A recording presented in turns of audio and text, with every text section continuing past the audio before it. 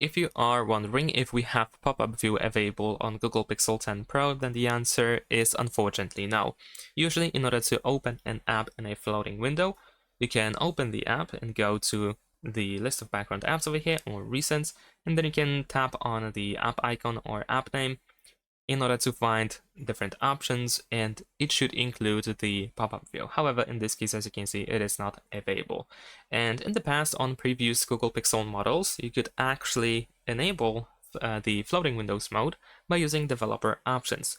You could go to settings and open developer options, and over here there was an option that was called freeform, and you could, for example, search for it over here, but right now it seems that this option is no longer available as well. So unfortunately, there seems to be no way to actually enable the pop-up view on Google Pixel 10 Pro. Perhaps in the future it will be added again, but this time, right now, it is not available. Thanks for watching, leave a like and subscribe.